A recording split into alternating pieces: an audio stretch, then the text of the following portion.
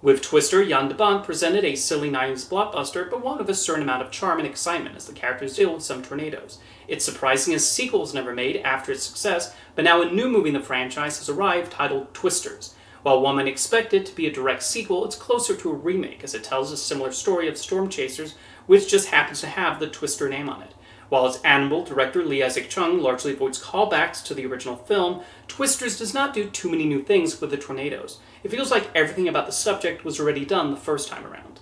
The first half follows story beats very similar to the first film, with characters taking the same path. They fit into neat little boxes and don't develop into particularly interesting characters. Even when the action revs up during the tornado portions, one gets the sense we're entering previously trod territory. Twisters takes itself very seriously, which seems like an odd choice for something trying to emulate the tone of 90s disaster movies. Even with the best efforts of the cast, it's difficult to care much about these storm chasers as they risk their lives and go after the tornadoes. However, to a certain point, the movie takes a turn that makes things a little more intriguing. This is mostly through Glen Powell's character, a popular storm chaser on YouTube named Tyler. Powell switches on the charm he's become known for in previous films, and the dynamic between him and Daisy Edgar-Jones' Kate changes. They work well with each other, and we see how they both think about how to stop these tornadoes. The tornado sequences also provide more excitement, with Chung making them quite terrifying as people are sucked up or harmed in catastrophic ways. He seems to understand what makes tornadoes so scary and the fear of being swept up by one. Watching Twisters and thinking back to his previous film Minari, this feels more like a big studio gig rather than something with his own stamp, although a bit of that does peek through in the scenes with Kate's mother, played nicely by the always reliable Maura Tierney.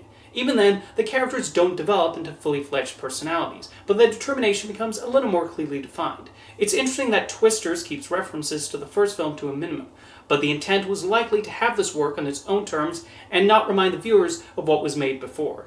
Twisters just takes a while to find its footing, and even when it does not make much of a point beyond, aren't tornadoes interesting? They can be, and this taps into the destruction they cause and the death they leave in their wake.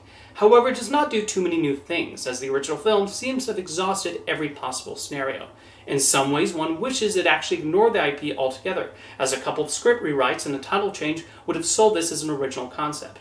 Nonetheless, Twisters does provide another example of why Glen Powell is on his way to becoming one of those actors you can often count on to bring the charm, and he's the one who helps elevate the movie, if only slightly.